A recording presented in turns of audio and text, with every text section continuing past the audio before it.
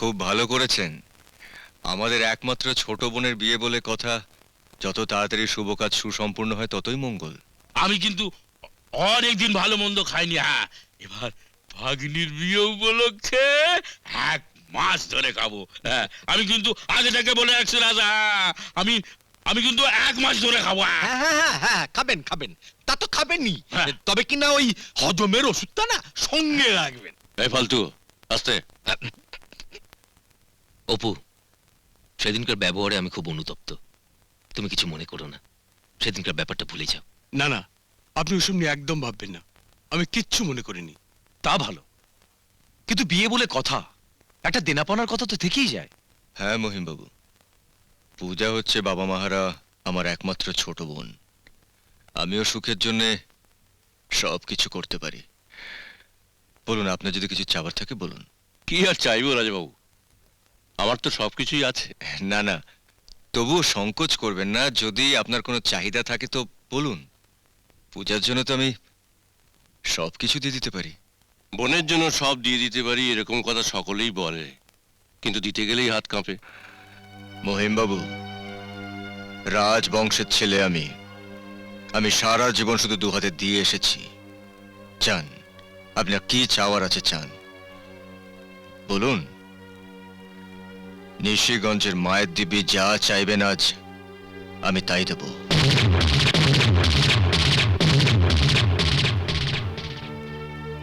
আপনার বয়স অল্প রাজাবাবু, রক্ত গরম। আজকের দিনে যতই একমাত্র বোন হোক না কেন, বোনের বিয়েতে দাদা সবকিছু দিয়ে তো নিঃস্ব হতে পারে না।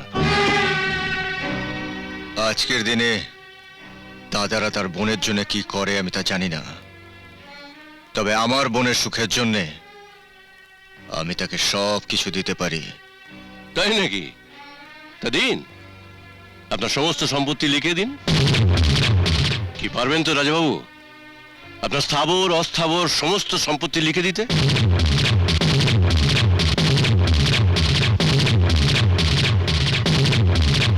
কি হলো, কি ভাবছেন রাজাবাবু? হয় না হয় না, সবাই তো দাতা হরিশ্চন্দ্র নয় যে প্রতিশ্রুতি দিলেই সবকিছু রক্ষা করতে হবে। কথায় আছে, কথা আর গুলি দুই সমান। বন্দুক থেকে গুলি যেমন বেরিয়ে গেলে আর থামানো যায় না, তেমনি কথাও আর ফেরানো যায় না। যাই হোক, আপনার বোনকে আমার খুব পছন্দ হয়েছে, আমার আর কিছু চাই না। আয় ফালতু। দাঁড়ান, আমি প্রতিশ্রুতি দিলাম, আজ থেকে আমার স্থাবর অস্থাবর এই সব কিছুর মালিক আমার ছোট বোন পূজা। সবকিছু ভেবে চিন্তে সিদ্ধান্ত নিয়েছেন তো রাজাবাবু? সিদ্ধান্তটা আমি আমার মাথা থেকে নয় মহিমবাবু, মন থেকে নিয়েছি। এখানে ভাবনার থেকে বেশি ভালোবাসা, একটা বোনের প্রতি তার দাদার কর্তব্য। তাহলে ওই কথাই রইল, যৌতুক হিসেবে আপনার সমস্ত সম্পত্তি আপনি আপনার বোনের নামে লিখে দিচ্ছেন। আরে মশাই, এতদিন তো শুধু আপনার নামই শুনেছি, আজ সচক্ষে দেখলাম। পাঁজি থেকে বিয়ের দিনটা তাহলে আমি পরে জানিয়ে দেবো। আজ আসি, নমস্কার। নমস্কার।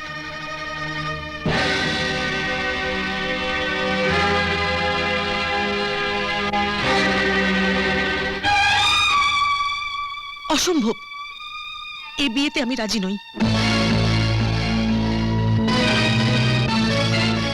এসব তুই কি বলছিস পূজা? বিয়ের তারিখ পর্যন্ত ঠিক হয়ে গেছে, এখন তুই বলছিস বিয়ে করবি না?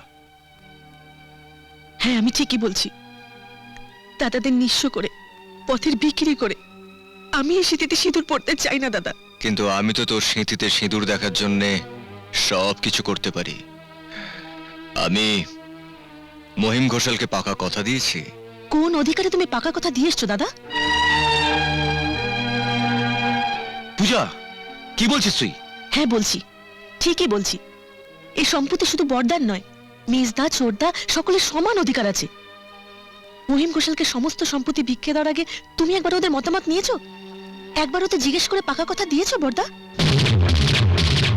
জিজ্ঞেস করব? তুই বলছিস কোন সিদ্ধান্ত নেওয়ার আগে আমি রানা রাকেশকে জিজ্ঞেস করব?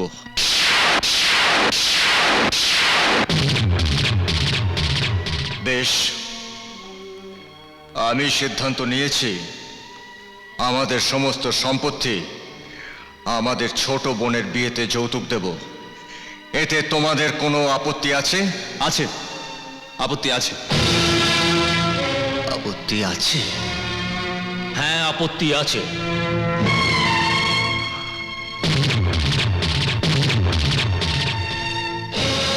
কি বলছিস তোরা? ঠিকই বলছি।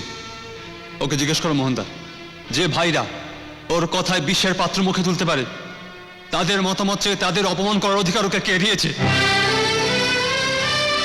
না না, না দাদা, না, ওর নামে ডাকবেন আমাকে। ছোট থেকে বুকে করে মানুষ করার পর আজ প্রশ্ন করছো তোমার সিদ্ধান্তে আমাদের মত আছে কিনা? এসছে সেদিন সত্যিকারের বিষ খাই আমাদের মেরে ফেললে না কেন? না না, রাকেশ, আমাকে ক্ষমা কর ভাই, আমাকে ক্ষমা কর।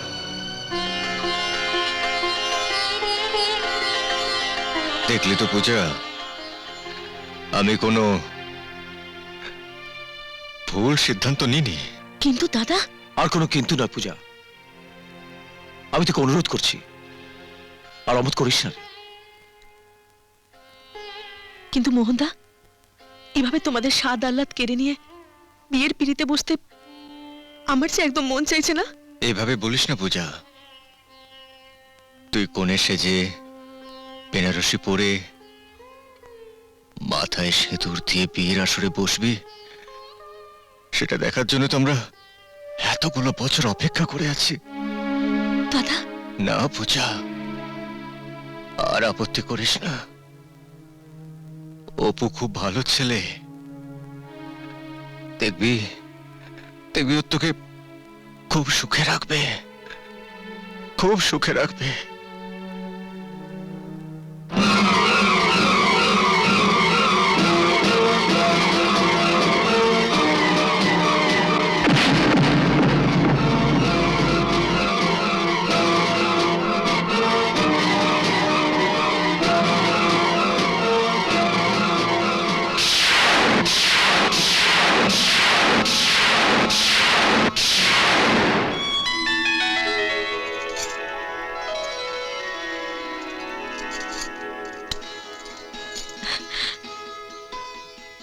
কি পূজা, পছন্দ হয়েছে?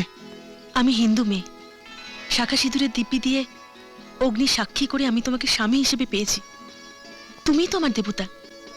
তোমার দেওয়া উপহার কি আমার অপছন্দ হতে পারে? খুব পছন্দ হয়েছে গো, সত্যি খুব পছন্দ হয়েছে। হতেই হবে পছন্দ। আমি শ্যাকরাকে বলেছিলাম আমার পূজা পড়বে, যেন সেরা জিনিসটা হয়। আমি আজ আমার নিজের হাতে তোমায় দুল দুটো পরিয়ে দেবো। দেখি গানটা।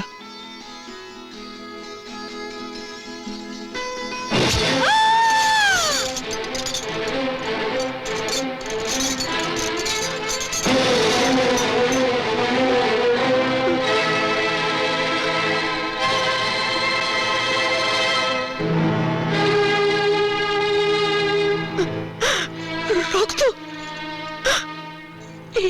এ তুমি কি করলে? আমার তো কানটা খুব যন্ত্রণা হচ্ছে, আমার তো কানটা কেটে গেছে যে। কেটে যায়নি পূজা, কেটে যায়নি। আমি তোমার কানটাকে কেটে দিয়েছি। তোমার মনে আছে পূজা? তোমার মনে আছে সেদিন মন্দিরে তোমার দাদা যখন আমায় মেরেছিল আর তুমি তুমি তুমি হাততালি দিচ্ছিলে? সেদিন সেদিন সমস্ত গ্রামবাসীর সামনে লজ্জায় অপমানে আমার আমার বাবার নাকটা কাটা গিয়েছিল। আজ আজ আমি তোমার কানটাকে কেটে আমার বাবার সেদিনের অপমানের প্রতিশোধ নেওয়া শুরু করলাম। বাহ বাহ বাহ বাহ, এই নাহলে আমার ছেলে। পূজার চিৎকার শুনে এ ঘরে না এলে আমি তো এই মনোরম দৃশ্য দেখতেই পারতাম না। এখন বুঝতে পারছি তুই হচ্ছিস আমার যোগ্য উত্তরসূরি। সে তো বটেই কর্তা। না মানে বলছিলাম আমরা গাছি আমরাই হবে, ল্যাংড়া তো আর হবে না। আয়, চল।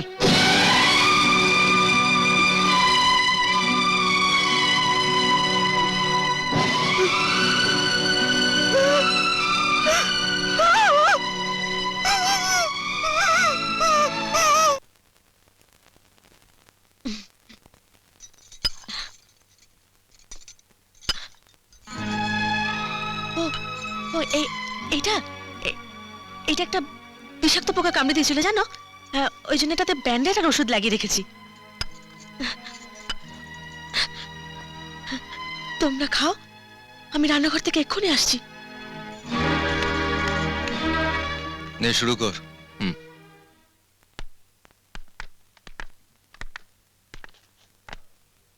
পূজা এখানে এসে আরো বেশি ভালো রান্না বান্না করছে, তাই না? মাংসটা ফাটাফাটি হয়েছে। দারুণ। দাদা আর একটু দাও না। নিবি? নে না। পূজা এখানে এসে একেবারে গিন্নি হয়ে গেছে। এখানে খুব সুখেই আছে। কিরে, আর কিছু নিবি তুই? না, বোনকে দেখার নাম করে এরা তো ভিকিরির মতো খেয়েই যাচ্ছে। কিরে অপু? হ্যাঁ, আমিও তো তাই দেখছি। অবশ্য হবে নাই বা কেন? যা সম্পত্তি ছিল সব পূজাকে দিয়ে তোরা সত্যি বিক্রি হয়ে গেছে।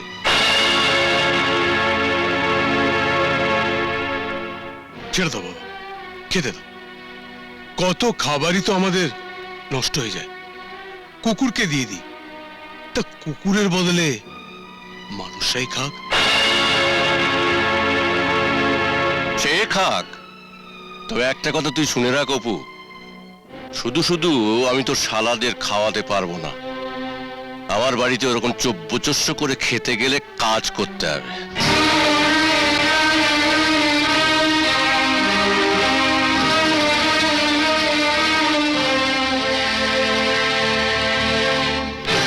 রাজা মাঠের কাজ করবে, চাষাবাদের হিসেবটাও ভালোই পারে।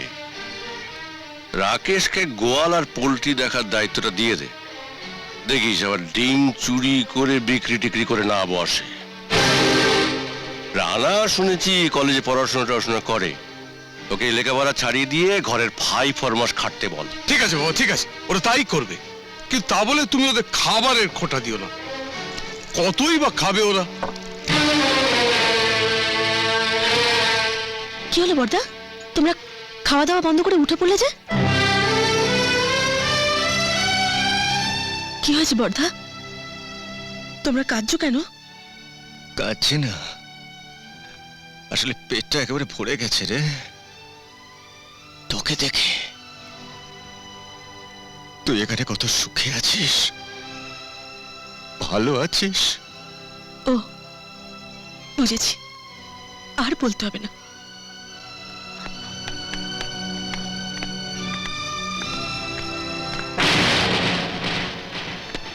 বর্দা,